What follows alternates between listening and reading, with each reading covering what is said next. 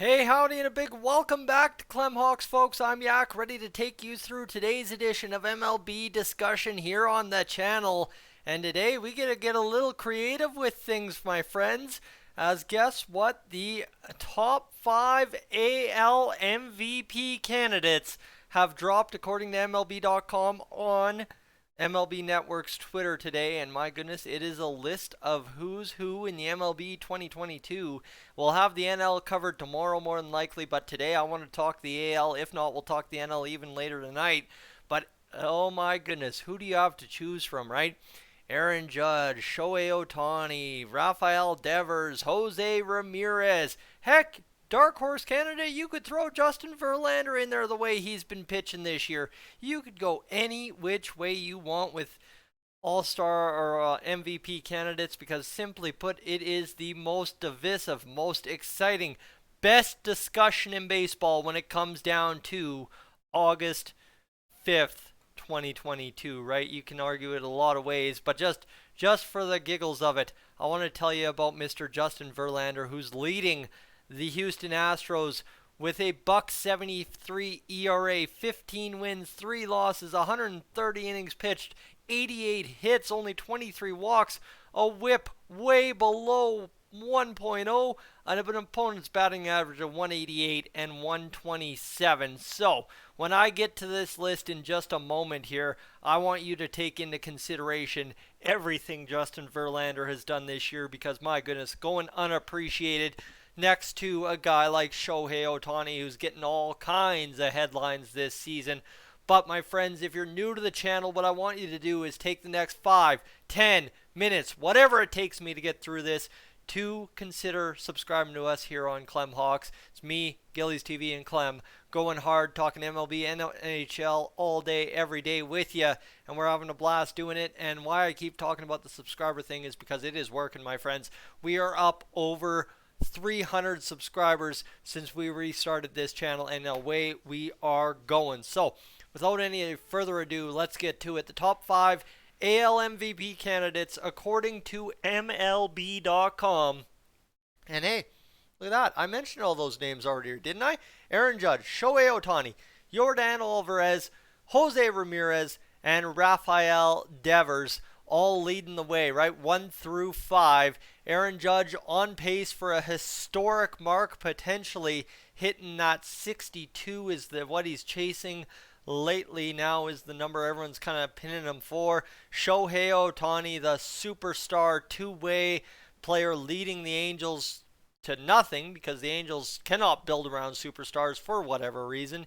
Yordan Alvarez leading the Astros with his season. Jose Ramirez single-handedly at the start of the year dragging the Guardians' bums around and making them win ball games and keeping them right in that AL Central race, the dumpster fire that is the AL Central, keeping them in the division race with the Minnesota Twins. And Raphael Devers, well, you know what? You have to be doing something right if your team is at the bottom of the AL East and you are an MVP candidate within the top 5. And like I said, the reason I'm talking about Justin Verlander is if I'm going to re-rank this at all, I think I'm giving Verlander the 5 hole over Devers easily. I don't think I can really disagree with this at all. And this is why I'm just showing you. I could re-rank it. I could really rework it. Obviously, I don't have the graphic capacity to do that. End of the day, though, I don't think there's anything to argue here. These are your 5 guys. And you can pretty much rank them exactly how they are, 1 through 5, based on, right, Shohei Ohtani's incredible phenomenon. It's unreal. Aaron Judge is chasing history. Yordan Alvarez, he is the least familiar player I have on this list, so why not go bring up some of his stats for you here right now, and let's discuss those in a second, and then get that figured out for you, and then we'll talk about Raphael Devers. I don't need to talk about Mr. Jose Ramirez because he bet on himself signing in Cleveland, and he's done a very good job doing that. The Astros currently up 6-1 over Cleveland right now after 3 innings. Yordan Alvarez, how about that? 30 homers, 72 RBIs on the season, absolutely mashing baseballs.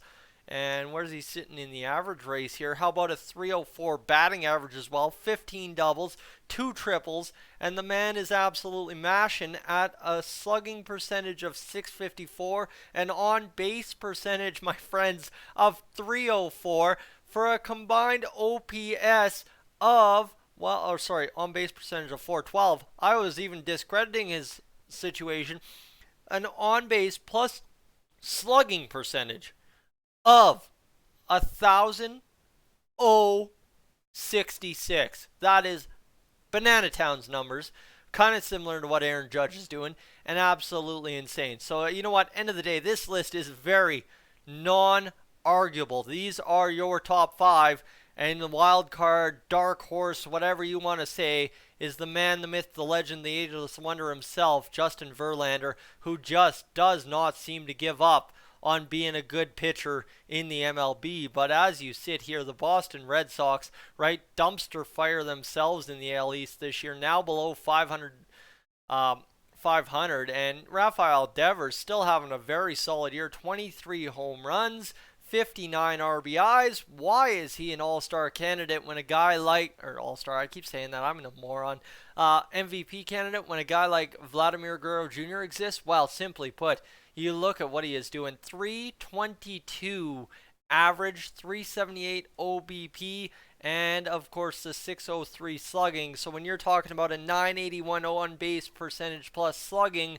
and a 322 batting average, 30 doubles and 116 hits in 90 games played on a basement dwelling team, wow, you're talking about an MVP candidate player, because could you imagine, could you for a second imagine just how awful the Boston Red Sox would be without him? And that's what an MVP means. Most valuable player. Aaron Judge obviously leading the Bronx Bombers. Shohei Ohtani, my goodness, would the Angels be worse than the Nationals? By a mile they would be without Shohei Ohtani.